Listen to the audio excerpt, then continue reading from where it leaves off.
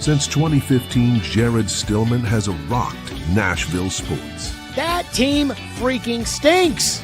And now he's back. The takes are hotter than ever. I mean, let's be honest, he just can't coach. Welcome to Stillman and Company. Stillman and Company on the 440 Sports Network, presented by Hiller Plumbing, Heating, Cooling, and Electrical. We are part of the Believe Podcast Network here on the program. Absolutely loaded show today. Holy crap, do we have a lot to get into. And so instead of wasting time, I am just going to tell you to like and subscribe and to leave a comment. If you're listening in live time, get in the live chat. If not, get into the other chat. Just leave a comment below. But more importantly, I'm just going to get right into telling you about Hiller Plumbing, Heating, Cooling, and Electrical so we can get on our way and go. I love Hiller. They take great care of my home. They can do the exact same for you. Hiller has been in business since 1990. They are family owned and operated with 100% satisfaction of happy you'll be or the service is free. If a customer is not pleased with the work performed, Hiller will make it right. I know this because I use Hiller at my home. I really do. Learn more by visiting them at happyhiller.com with professional, experienced, trustworthy technicians who come into your home and leave it clean and better than they found it. Care is their core value, and they believe that when they care about others, everybody wins. And they'll take care of the customer on every job, every time. That's Hiller Plumbing, Heating, Cooling, and Electrical. My guys, proud supporters of the Preds, the Vols, and Vandy. Hiller, call the Happy Face Truck today. One guy says, when are you going back on Boston radio? I don't know. Whenever they invite me. Although I was getting into it with, I just the other day went into Instagram and I was looking at people who had sent messages to me that I don't see because I don't follow them or I don't know. And there were all these ones from people in Boston that were all pissed off from when I went on Felger and Maz at the Super Bowl and said that the Patriots were like the 2006 Bears. And I did start replying to some of those people saying, so did the Super Bowl change your mind? People were like, hey, fat fuck, you're a hater. You're blah, blah, blah, blah, blah, blah, blah. Like, hey, did the Super Bowl change your mind? All right, let's get right to the topic du jour. We got a lot to get to today. Robert Saleh kicked off the Titans portion of the 2026 NFL Scouting Combine by meeting with the media today. And I know how this works from a consumer standpoint. The Combine has become a made-for-television event, just like everything else has. When I used to work on the radio in Louisville with Bob Valvano, Bobby V used to never understand why people would go to a draft. He goes, so people are all just going to go downtown and watch guys get announced and put a cap on. And it's like, yep, that's what people do. And even to this day, I still don't totally understand it. But when it comes to the Combine and everything else, it's all just made for TV. It's all just, hey, let's do all these interviews. Let's have these topics so that we can sit down and discuss them. Let's bring ESPN here. Let's bring NFL Network here. Let's make this a TV show. And so I know that the coaches and the general managers go up there totally rehearsed, knowing what they want to say. And they go up there and they don't say much. And then there's tiny little things that people will take away and they'll make a big deal about it. But I'm like, is it really a big deal? For instance, today, Robert Saleh made a big deal when talking about Cam Ward and the fact that Cam Ward, I guess, cares about what people in the building are doing and the kind of guy Cam Ward is and all of that stuff. And I'm like, that's going to be big to like Johnny Fan, who's going to be like, yeah, yeah. And I'm like, that doesn't really mean anything to me. Like, that means something to the fans, I think, but it doesn't mean anything to me. Here was Saleh today talking about Cam. Again, this is something that I think people will post, and there may be discussions. Robert Saleh talks Cam Ward. Here's what he said. One thing I appreciate, he's in there every day. He's working out, but I don't think there's a day that he goes by without popping in, saying hello. I think he knows everybody in the building's name, which I think is impressive for a young quarterback, for a young man just in general. He's very personable. It is very important to him. That building is very, very, very important to him, and you can tell that he wants to lead it, and he's learning every single day what it takes to be a leader. And there's no doubt, I've said it before, a man who's built the way he is, who's wired the way he is, who works the way he does, it's very rare that those people don't find success. So we're excited to get to work with them. Okay, I guarantee you some people are going to make a big deal about that. Be like, oh my God, did you hear? That doesn't really do it for me. But that wasn't how I watched it. So I understand how the consumer probably watches the combine coverage and how the media, knowing what the consumer cares about, then does things like puts up YouTube videos that people will absolutely click about Robert Saleh praises Cam Ward, and it gets people fired up. But I'm not here to lead the pep rally. That's just not what I do.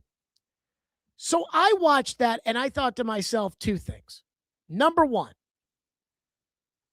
what do I make of Saleh as a head coach, knowing that he's not running personnel, knowing that he's up there answering these questions from every Tom, Dick, and Harry at the combine because he has to, and knowing that the biggest thing he can accomplish while being at the scouting combine in a media setting is to not set any fires, to not say anything that's going to get him in trouble, to not make any headlines, to not, how did he approach the role of head coach?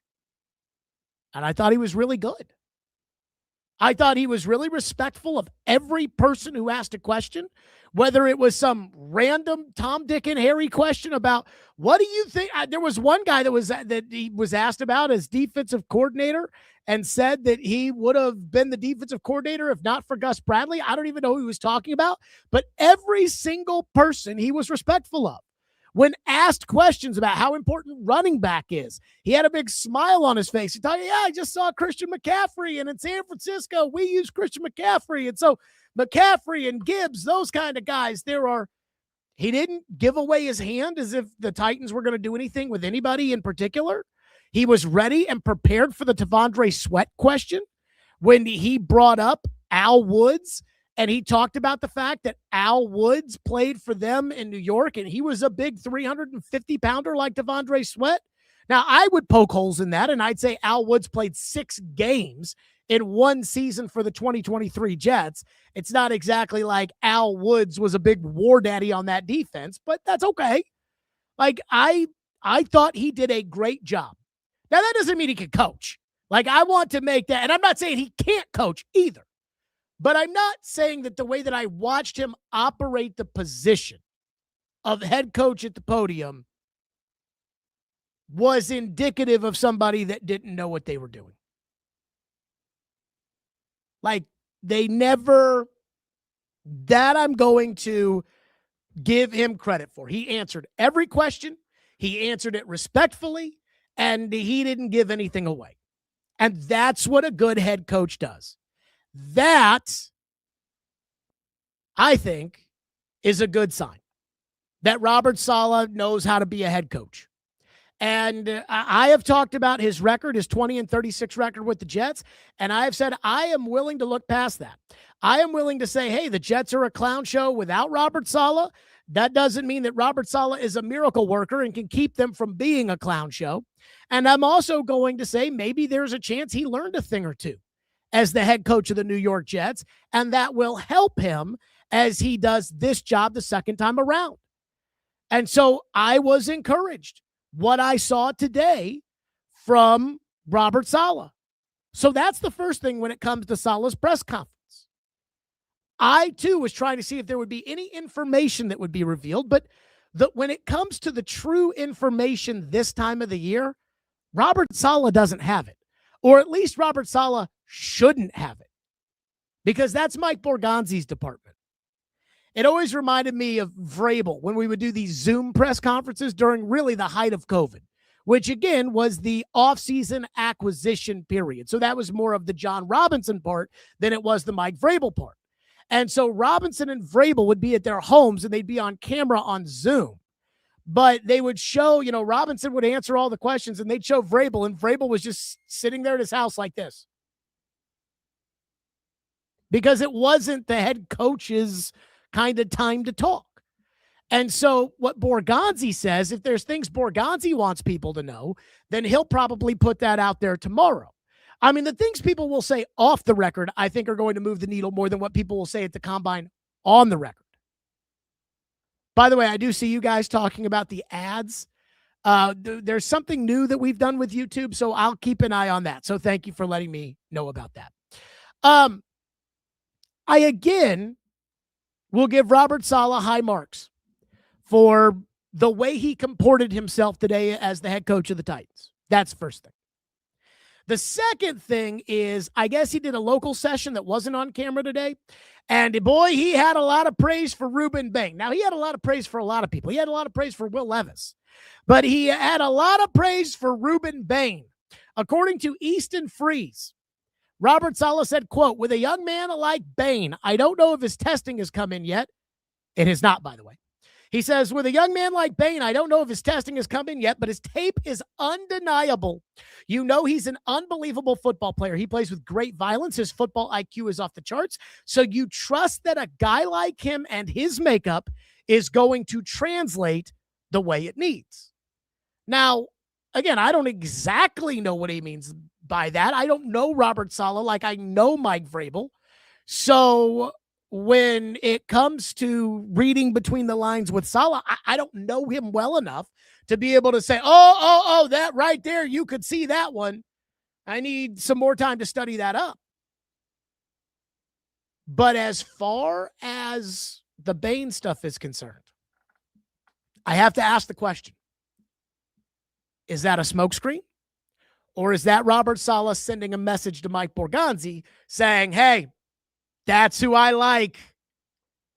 Is he saying to the personnel people, I watched the tape too, and I like Ruben Bain? Or is it a smokescreen that really tells us he likes Arvell Reese, he likes, who's the other Schmagegi? David Bailey? That's who he likes. Those are the guys that he really likes, and so he wants everyone to know he likes Bain when really he doesn't like, the other two guys. And I don't know. And the other thing I don't know is I don't know how in Robert Saleh is as far as personnel is concerned. And this, again, is not something that I think draws YouTube clicks, what I'm about to talk about. I don't think it draws clicks at some website. I think this is fair because this is how I do wonder how involved the personnel group, Borgonzi and Brinker and McKenzie and Ziegler and Dan Sagany and the scouts input. They actually know they brought the assistant coaches in a couple weeks ago and they said, okay, show us what kind of players you want on tape so that we know what kind of players we want to go get. And that's great. But I've had personnel people that are in the NFL that have told me, you know what? Sometimes I would just go to all of these guys, these coaches, and I would say, I'm going to go pick the players. You just go coach the fucking team. And I think sometimes that's how those personnel guys feel. So if I was general manager, and again, nobody there, they're always going to say that they're working great together. And then if they're not working great together, which I'm not accusing them of not working well together, but if they're not working well together, then that'll come out when, somebody gets fired and they'll say, oh yeah, they actually didn't work out well together. So I say this because I can only tell you what I would do. And if I was Mike Borgonzi, I think I would delegate certain things on the team to Saleh. Robert Saleh has seen Kyle Shanahan coach a football team and coach it successfully. Again, the only way you get jobs in the NFL is by being successful under some other coach. Very rarely is there a scenario like Mike Vrabel where you're on a shitty team and your defense is terrible, and you get a head coaching job because you played the game and you played under Bill Belichick. And nobody will say, hey, we want you to do things the way the guy that was successful did things, but that's what they really mean. We hired you from the Nick Saban tree. We want you to be Nick Saban. We know it's unfair to say you need to be like Nick Saban, but the truth is we want you to be like Nick Saban. But Robert Saleh is a defensive coach, and it would be hard for a defensive coach to be Kyle Shanahan, right? Except I actually think if I was Mike Borgonzi, I would look at Robert Saleh and I would say, you know what? I want you to try to be Kyle Shanahan. Wait a minute. Saleh is a defensive coach. Shanahan is a quarterback guru. These things are not similar. I know. But when it comes to my opinion of what I would let Robert Saleh do, I would tell Robert Saleh that I want his opinion about everything. That doesn't mean that I actually want his opinion about everything. But I do think I would care about some things and not really care about other things. And what I would care about when it comes to Saleh, number one, corners. Because the Jets were good with their corners when he was there. And the 49ers have done a good job developing corners. A guy like Diamador Lenore is a very good corner. I don't view corners as very important.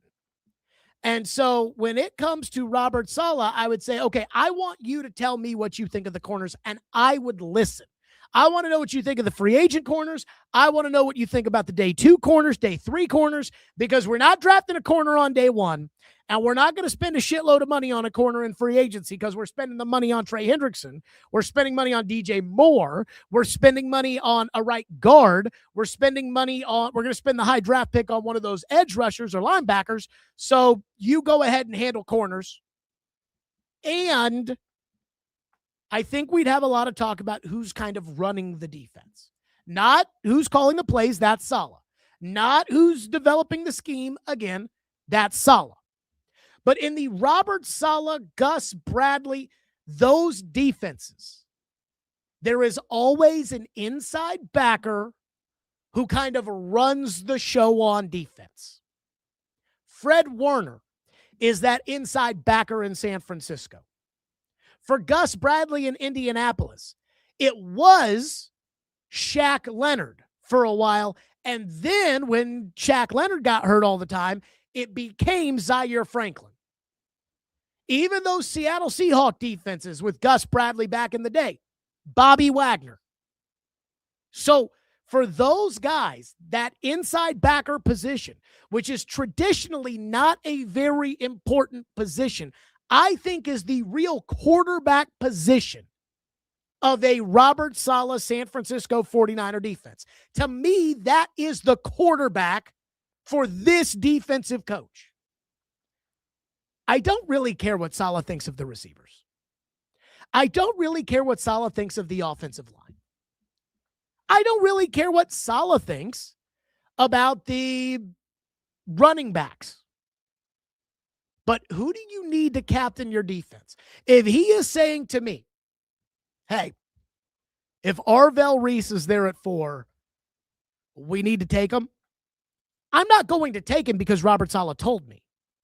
But if Robert Saleh is adamant that we need Arvell Reese and he views Arvell Reese as that captain of his defense, the way Quincy Williams elevated his game in New York under Robert Saleh, I'd listen. Again, in that defense specifically, the inside backer is very, very important. So when it comes to safeties, that's me. That's personnel. When it comes to sackers, that's me. That's personnel. Like, I want Trey Hendrickson.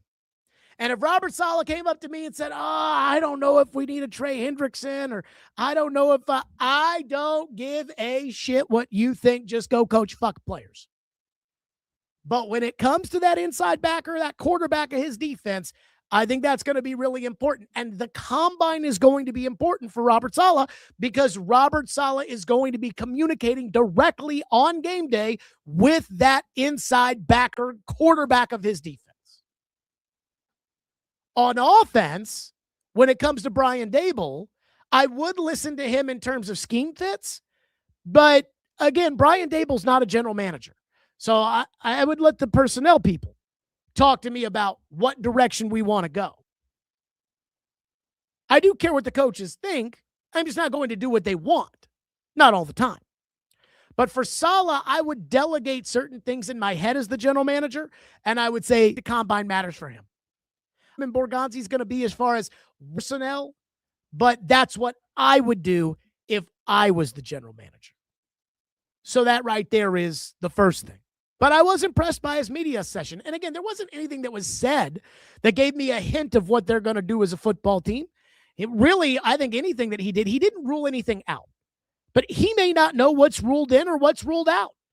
If I was Mike Borgonzi, for instance, I don't think I'd have much interest in Jeremiah Love with the 4th overall pick, even though I do think the running game is going to be crucially important. But I wouldn't tell Robert Saleh that. Again, I pick the players. He coaches the team. And there is a difference, in my opinion, between those two things. Now, I was listening to Braden and PK yesterday on a football show, and I found the conversation to be fascinating when they were talking about the combine and about the players and about the picks. And I have said, I think the Titans are going to have their choice of 2 of the following edge rusher / linebacker players: David Bailey, Ruben Bain, or Arvell Reese. One of those guys I think is going number 2 overall. I don't think one of those guys is going number 3. And then you're on the clock at 4. Fernando Mendoza is going number 1, and we all know that. And I was listening to Braden and PK talk, and I know there's been some talk about receivers, but most of the mocks have the Titans taking one of those 3 players. I value Sacker much more than I value receiver at this point in time. I can go get DJ Moore in a trade. I can go get one of these free agent receivers who are not going to be number 1 guys, but it doesn't seem like Carnell Tate profiles to be Jamar Chase coming out of LSU. So I think it's kind of between those 3 guys, but I don't know. And this is what Braden said on a football show about Bailey and Bain in that regard to how the Titans may view them, but also how Braden himself views them. I think they need to have a priority between Ruben Bain and David Bailey. I assume they have one based on the tape, their evaluation of a player, but it is the most. I think Bailey fits their needs more. I think Bain might be have the higher floor. I don't love either of them at 4 in any other draft, unfortunately. Okay. And I think that the very end of I think they need to Bailey knowing which one they're going to go get. They've already made up their mind as far as the tape is concerned. Again, I've told you guys, teams for scouts have said about Bain and Bailey, then the personality. And there will still be some more what these NFL people call touch points of these touch points that will come out pro days. And that is tape, but a couple of games of tape should not necessarily change your entire evaluation of a player, but it is the most important stuff. I think they have to know who they like better between David Bailey and Ruben Bain coming out of this week. I think they have to know which one they like better. I think Bailey fits their needs more. I think Bain might be have the higher floor. I don't love either of them at 4 in any other draft, unfortunately, but this is the draft we're in. Okay. That, I think, is very important at the end. I don't love either guy at 4 in a traditional draft, but this is the draft we're in. This is the gut check moment for Mike Borgonzi. And this is where you've got to have your board and you have got to believe in it and you have got to know what is up there.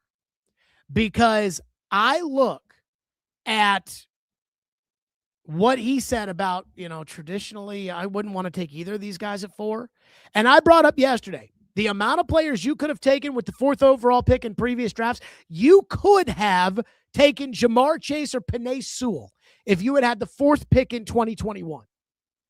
Those guys are headed to the Hall of Fame. And you could have picked either of them. And when he says, I'm not sure those guys, I want to know if Mike Borgonzi thinks the same thing. That's the question that has to be answered. Do you look at David Bailey and Ruben Bain and see core players on a really, really good team? Do you see Jeffery Simmons caliber players? Do you see Derrick Henry caliber players? Or do you see a Corey Davis caliber player? Do you see a Ben Jones caliber player? Ben Jones was a very good player. But was Ben Jones worth the 4th overall pick in a draft? Probably not. Was Derrick Henry worth the 4th overall pick in a draft? Absolutely. Because it sounds to me like Braden doesn't view Ruben Bain or David Bailey as those franchise anchor type players. And if you're on the clock and you don't view either of those guys and you have the 4th pick, you got to trade out. And what did Mike Mayock tell us at the Super Bowl? When he had the 4th pick in Oakland in 2019 and they drafted Cleveland Ferrell with the 4th overall pick, he said, everybody always asks me, why didn't you trade out of the 4th pick? And I said, I called the whole damn league. Nobody wanted to do it. Last year, supposedly New England wanted to trade out of 4. Nobody wanted to do it. They took Will Campbell. Is Will Campbell a franchise anchor player? They say yes, but they also have that skin in the game.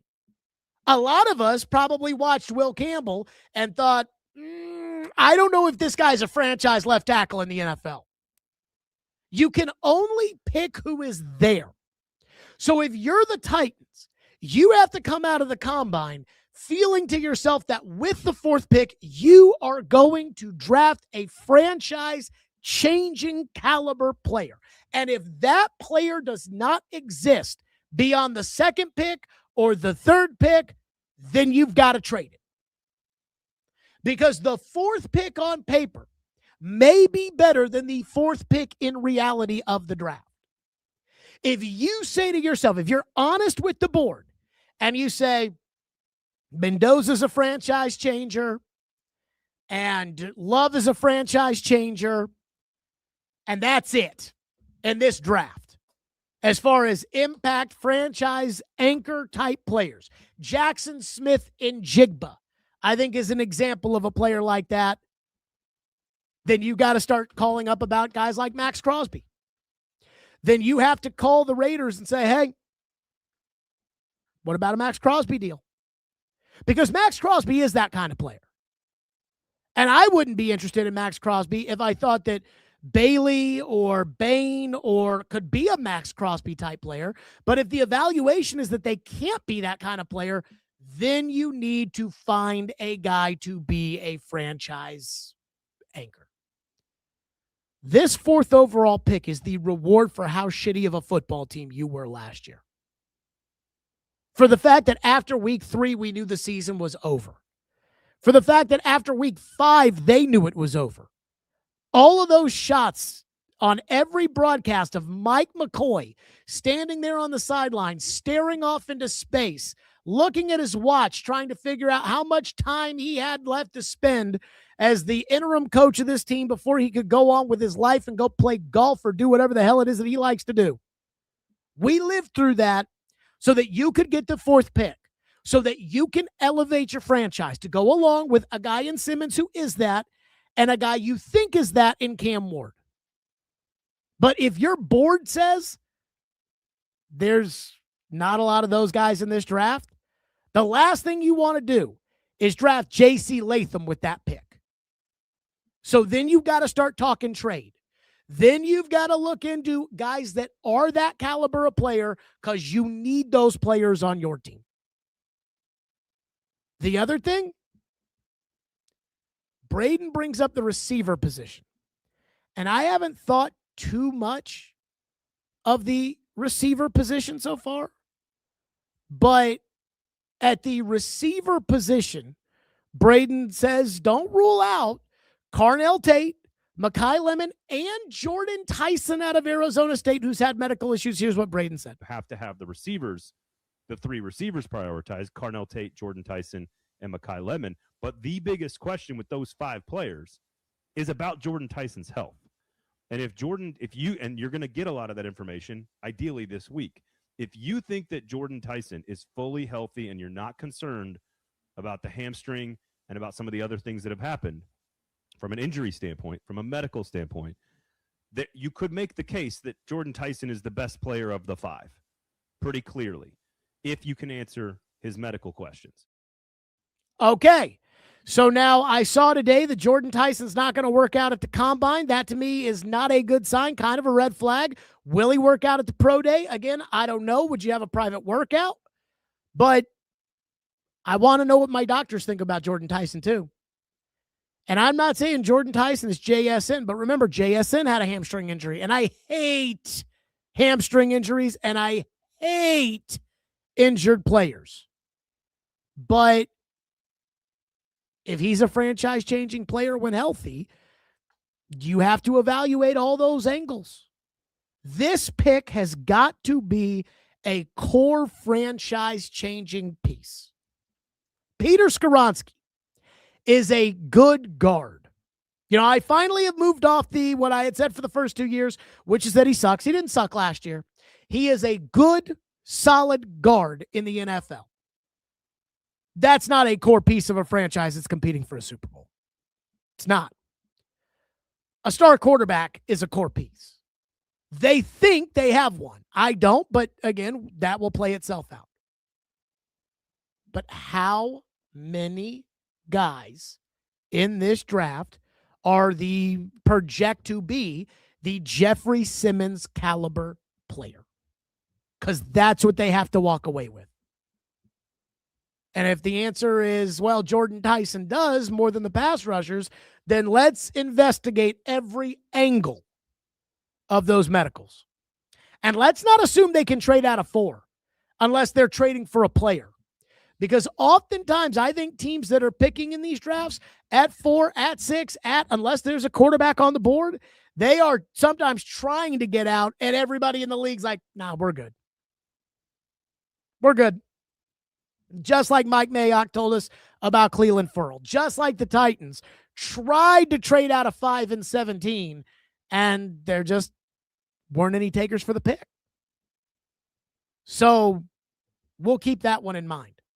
Speaking of the 2017 draft and the Titans on the clock, how about this nugget? Welcome back to the NFL, Jon Robinson.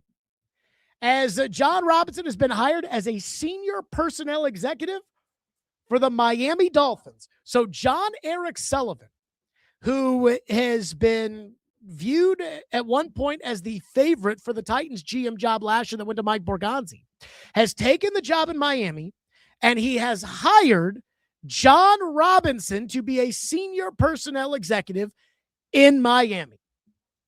And let me say this. I know you guys hate Jon Robinson, and I know Titans Twitter hates Jon Robinson. And Titans Twitter, it's very odd. It seems like everything I like, Titans Twitter hates. So Titans Twitter hated Sam Darnold, and Titans Twitter hates Jon Robinson, and Titans Twitter loves Robert Saleh. They hated Matt Nagy. And I actually think that the Titans do listen to what Twitter says, which is why the Titans suck so bad. Let me say this. If I became a general manager in the NFL, which I am not qualified for, but you know how this works. An owner says, that's my guy, and all of a sudden Brodie Van Wagenen is the general manager of the New York Mets. It's crazy how that works. So if one of these owners decided Jared Stillman is my guy and offered me the job to be general manager, I would take it. And I actually think I would be a pretty good general manager for a couple of reasons. The first is I don't think I smell my own farts when it comes to my own opinion about things I don't know anything about. So when it comes to, as we talked about with Robert Saleh, that scheme fit of who's going to be the quarterback of your defense, I'm going to put you in charge of that. And you tell me what you think, and then I'll kind of funnel it through the bullshit detectors, and then I'll make a decision. But the one thing that I would do if I became general manager today is I'd hire Jon Robinson right away to be my top lieutenant. Because all the things that I don't know, he does. I first guessed a lot of his bad decisions, like the Caleb Farley one.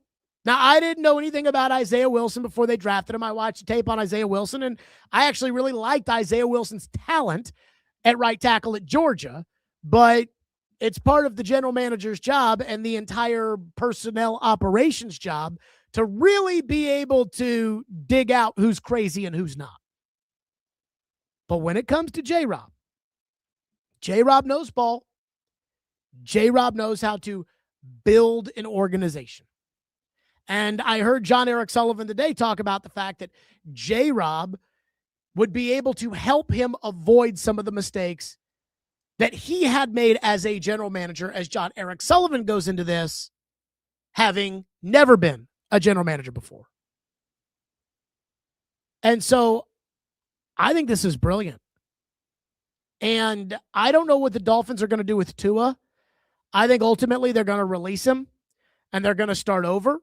And I don't know what they're going to do at quarterback. Are they going to sit back and try to take Ty Simpson? Are they going to go sign Malik Willis? Are they going to trade for Mac Jones? I don't know. But at the same time, I do know Jon Robinson won 61% of his games. And I do know that Jon Robinson never had a losing season. And I do know that Jon Robinson did hit home runs in the draft. Jack Conklin, Derrick Henry, Kevin Byard, all in the same draft. Jeffery Simmons, A.J. Brown, Nate Davis, a starting guard in the 3rd round. In that same draft, he was able to pick up David Long Jr., who was a great linebacker for this team. The trades for DeMarco Murray, Dennis Kelly, Ryan Tannehill, they were all good. But not every move's going to work. So he took a huge gamble on the A.J. Brown trade, and it blew up in his face. Personally, I believe that he had built up enough equity for that to not be the defining decision of his career. And instead, everybody on Twitter's decided, nope, he traded away A.J. Brown. Kansas City traded away Tyreek Hill. They have not yet replaced Tyreek Hill. The Green Bay Packers traded away Devontae Adams. And the next year, they didn't make the playoffs. Did they fire everybody? No, only here, because Twitter got mad about it. And the Titans do whatever Twitter says. It's pretty obvious how the Titans are incredibly sensitive to Twitter critiques. But that doesn't erase reality. Just like I told you guys with Sam Darnold, just because Twitter tells me Sam Darnold sucks doesn't mean that he does.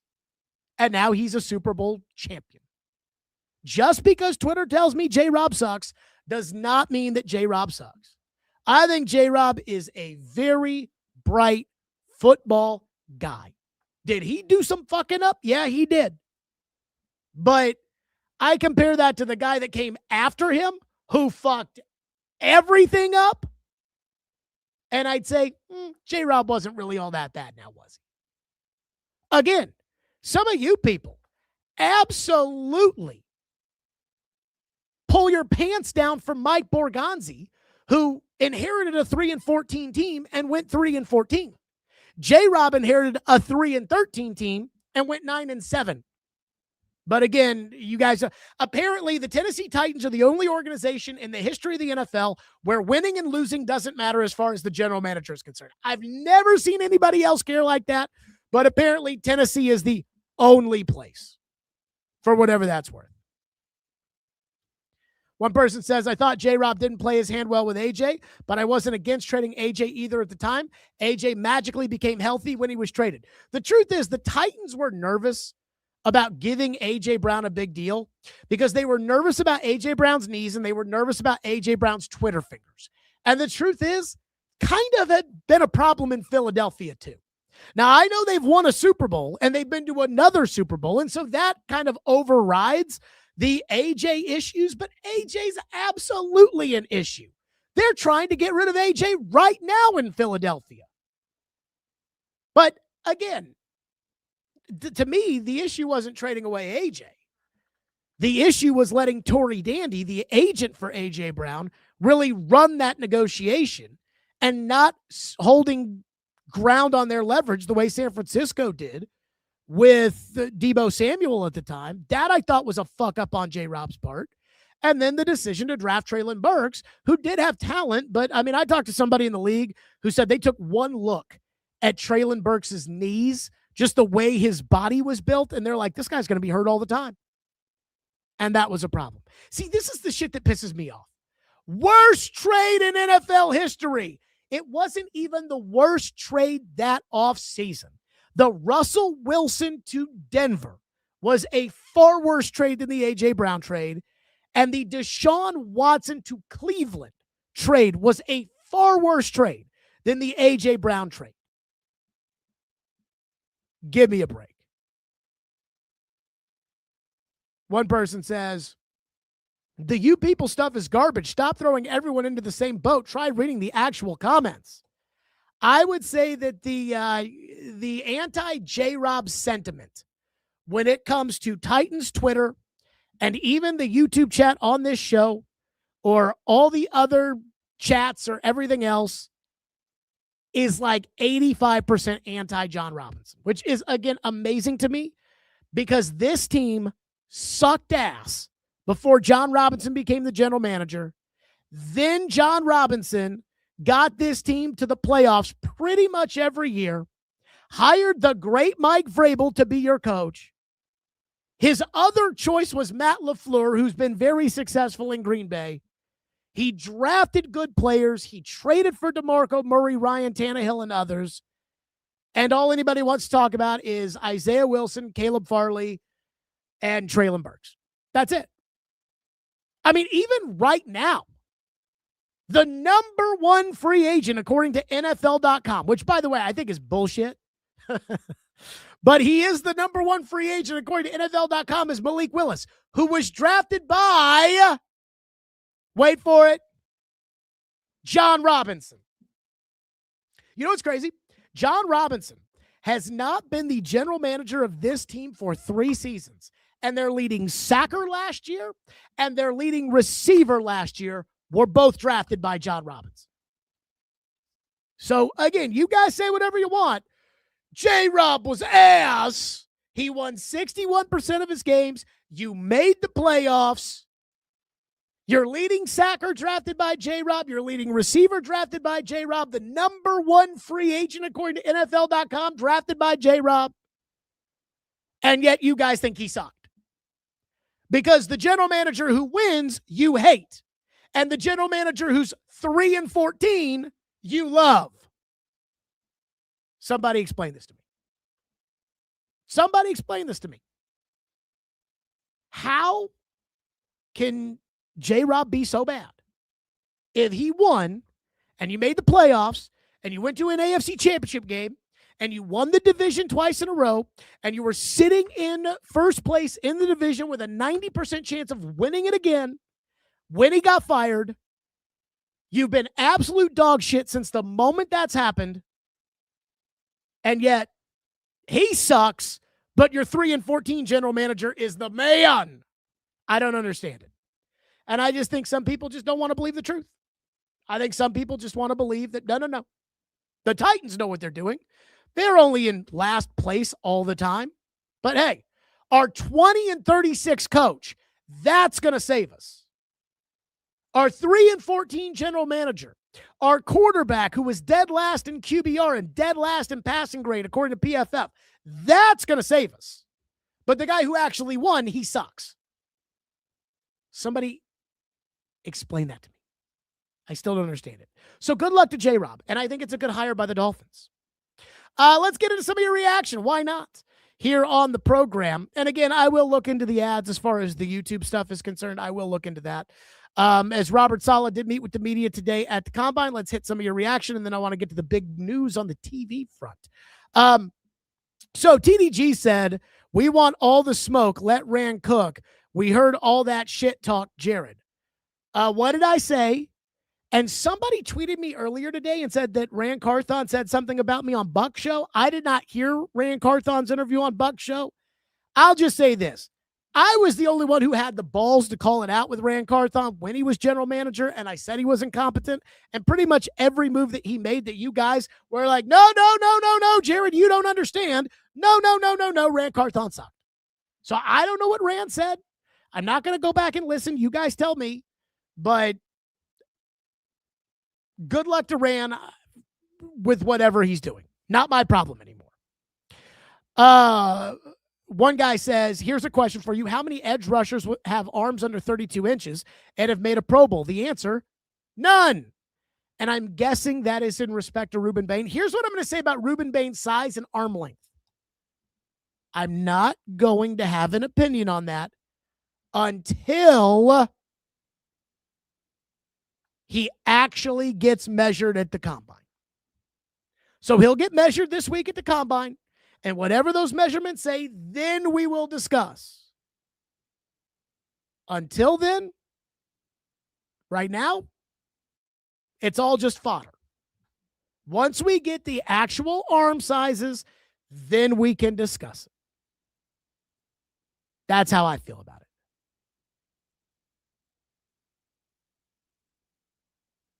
TDG says it's simple. If Arvell Reese is there, sprint to the podium and take Bain over Bailey.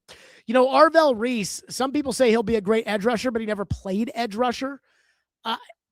The one thing I'll say about that is, while I would like proof of concept, if you're going to draft Arvell Reese with the 4th overall pick, the Tennessee Titans got Javon Curse because Javon Curse played everywhere at Florida.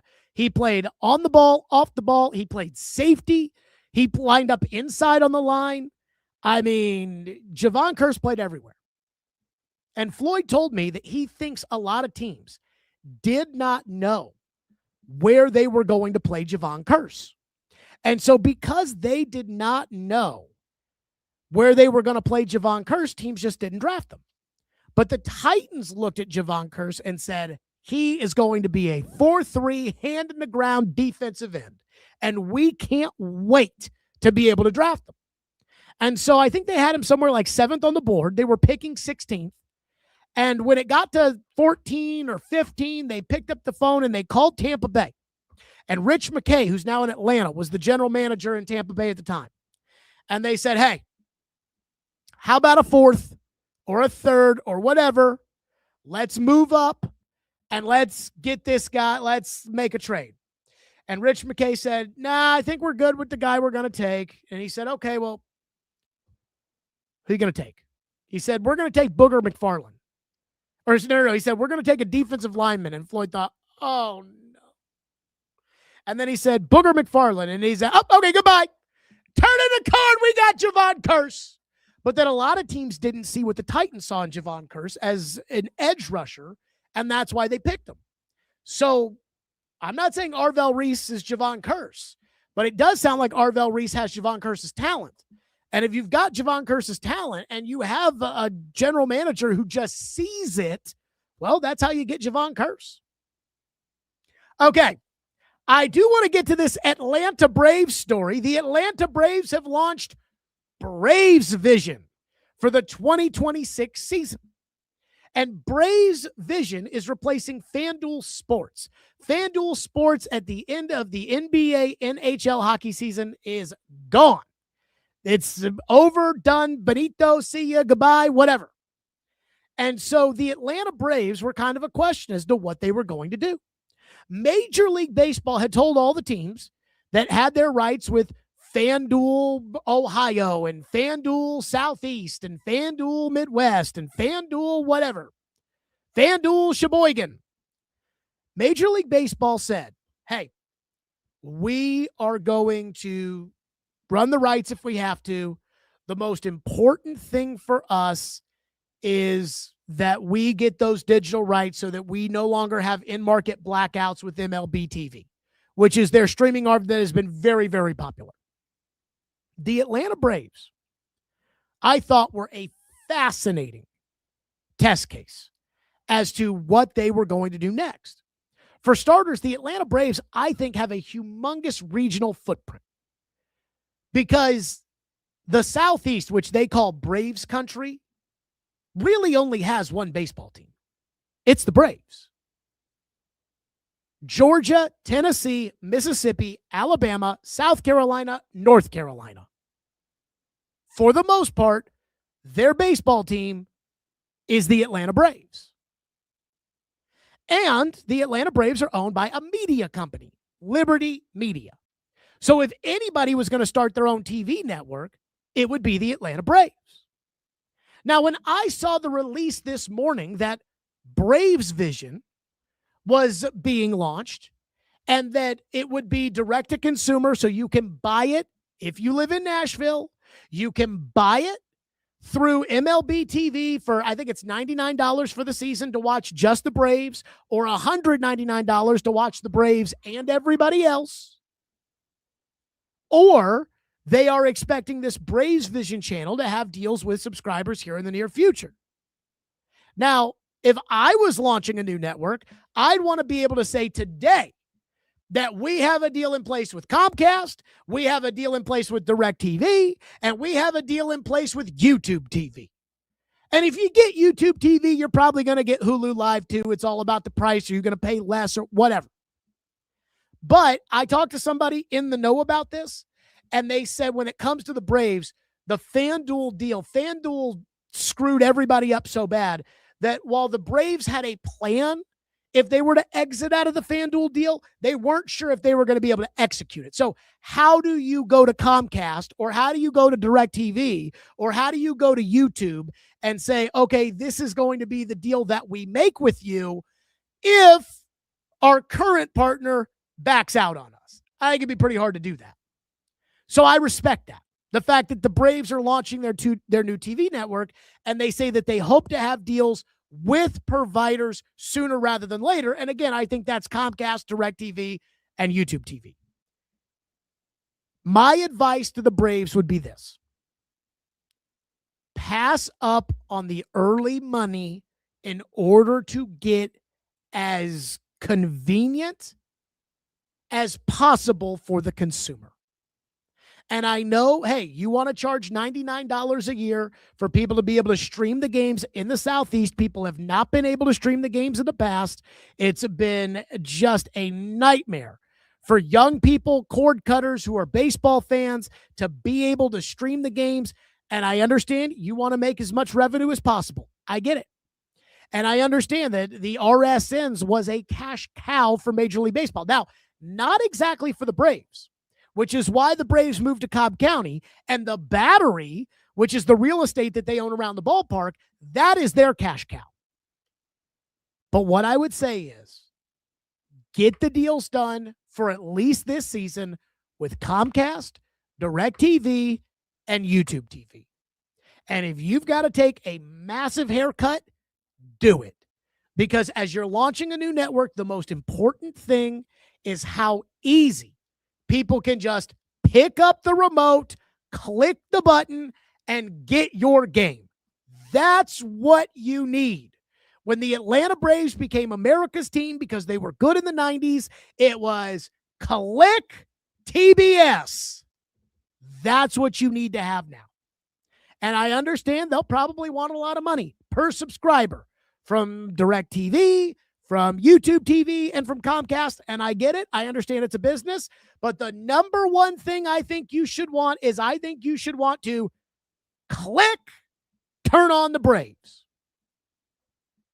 The second thing, yesterday, this idea of Braves Vision, or the Braves standalone TV network, was broken by the Sports Business Journal. And it mentioned that the Memphis Grizzlies, the Atlanta Hawks, and the Nashville Predators could all join forces with the Braves on this new TV venture.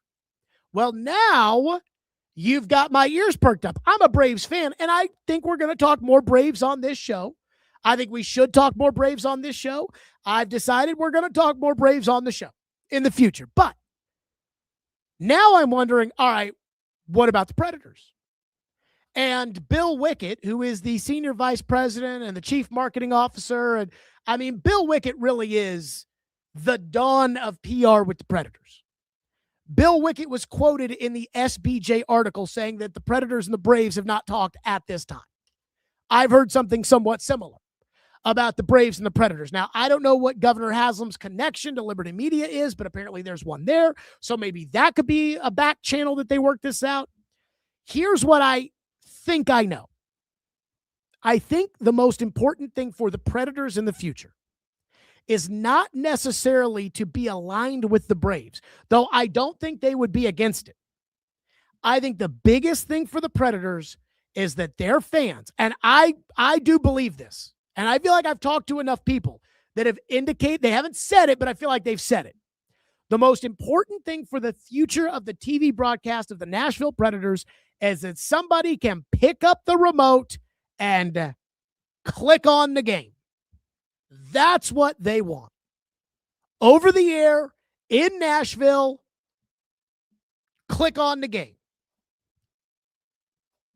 That's why I think it's important that if the Braves realize that's important to them too, they then bring in the Predators, and now they have content going on year-round. Supposedly the Grizzlies and the Hawks may be hesitant to join forces with the Braves on this TV network because the NBA wants everybody out of their local TV contracts as soon as possible. And that would make it hard. But when it comes to the Predators, I'm like, if the Braves can get a deal done with Comcast, DirecTV, YouTube TV, and you can own your streaming rights so there's no in-market blackout, so somebody can just get the app, and if you're a cord cutter, get the app and go to the Preds app and watch the game, I think you should do it. If you are a Braves fan, I think you want to just be able to click. And then, look, 3 years, 4 years down the road, if you want to say, okay, now Comcast, we want some more money. Okay, now YouTube, we want some more money. Okay, now we want some more money. That is a different discussion. But for today, you're launching this new network. There are going to be kinks at the beginning of it. And in fairness to you, the FanDuel deal was so screwed up that it wasn't like you had time to prepare for all this. The season basically starts in a month. So I know you're working out with Comcast and DirecTV and YouTube TV. Whatever you do, make sure you get it so that people with TV can just click and get the game. The no in-market blackouts is great. And then, once you get that figured out, then go get the Preds. And again, with the Preds, what's most important is click. The money, and I understand it's real money. You know, I'm sure the Braves are making a fortune off of that FanDuel deal, although they weren't making what the other teams were making because they signed their deal earlier. You may have to take it on the chin. The Predators, and I don't know how much money the Predators make from the FanDuel deal. I'm not saying that money's gone forever, but I don't think that money's coming back. So I understand that. But do you want people to watch your games? Click. That's what's important. And I think if you're really, truly launching a television network, if you're the Braves, you can do things better than FanDuel Sports Network did in a couple of different areas. Number one, there are going to be no streaming blackouts. That's important. Number two, I do think you need a basketball or a hockey partner or both, because I think you need year-round programming. And the same channel that has the Braves needs to be the exact same channel to have the other team, whether it's the Preds, the Hawks, the Grizzlies, the Carolina Hurricanes, whomever. You need to have it on the same channel. Click. Unless both are playing at the same time, and then you've got to have a little bit of a backup option there. But I think you can figure that out. The second thing is get some good programming during the day. Just the one thing I used to hate about Fox Sports Tennessee and Fox Sports South and Fox Sports Southeast and later Bally Sports and FanDuel Sports was the programming that they would have on during the day was just horseshit. Like, it was bad. It was like Bob Johnson's Outdoor Lifestyle Magazine. I mean, I remember sitting there at Bridgestone Arena doing the show during the World Series. And the Braves were going to be playing the Houston Astros that night. Again, in the World Series. And what's on Bally Sports? Robert Johnson's Wild Wild Outdoor Show. Oh, here's a rerun of poker. And I don't even, like, they would have poker on. When was this poker played? Like 2009? When was the poker? We'd have the poker. Or we'd have the replay of the game. Don't put that on. Get good shows. There are so many shows out there that you can license. The way ESPN licenses the McAfee show. Or do your own shows like a First Take. Or do your own show like a Get Up with Greenberg and his friends where you've got somebody who's talking about the local teams. And the Braves for years have always talked about Braves country because they're aware that during the summer, people like me, we used to go to Atlanta all the time during the summer to watch baseball games. And so what you need to do, if you're really about Braves country, what you need to do is you need to say, hey, this network we have is going to be about Braves country. What do people in Braves country care about? They care about the Braves. They care about SEC and ACC football. They care about the Predators. They care about the Atlanta Falcons. They care about the Titans. They care about the Carolina Panthers. Like, you need to embrace the region. Treat Braves country, that southeast region that doesn't include Florida, treat that as if it is like New England. And build your network around it. Build a network where people, again, can click, and it's not Bob Johnson's Outdoor Lifestyle Magazine. This one guy says, to be fair, some people probably do like outdoor shows. Does anybody know what I'm talking about when it comes to that, Robert Johnson Outdoor Magazine show that I don't know the name of it or the poker reruns that they have? Like, do you know what I'm talking about? You'd leave the TV on the Preds game from the night before, and it'd come on, and it's like, oh, Bob Johnson's Outdoor Life. And I don't know a single person who watched that shit. Not a single person. You can't tell me that there's a person out there that actually watched that show. So Braves Vision, you have an opportunity, and I am very, very excited. But the most important thing for the Braves, the most important thing for the Preds, the most important thing really in 2025, which is now 2026, the most important thing in 2026 is that you can take the remote and you can go click. And that's it for us today. Like and subscribe. Tell your friends to subscribe to the program. If you've got a friend who hates me, because I know they exist, be like, hey, then you want to watch this show because you can get in the chat. You can get them all riled up the way people get them all riled up. Tell your friends. Like and subscribe. Keep it coming. Stillman & Company will be live tomorrow, 2 o'clock. By the way, Braden Gall is going to join the show. I asked Braden, I said, give me your big board tomorrow on the show, and forget about positions and forget about injuries and character concerns. Doctors will decide that, and the personnel department will decide that, and everything else. But you just tell me who the best players in this draft are, and he will join us tomorrow. We'll get into everything. Mike Borgonzi talks tomorrow as well. Very, very excited. Go like and subscribe. Thank you to Hiller Plumbing, Heating, Cooling, and Electrical, Stillman & Company, 440 Sports. We'll see everybody tomorrow live at 2 o'clock.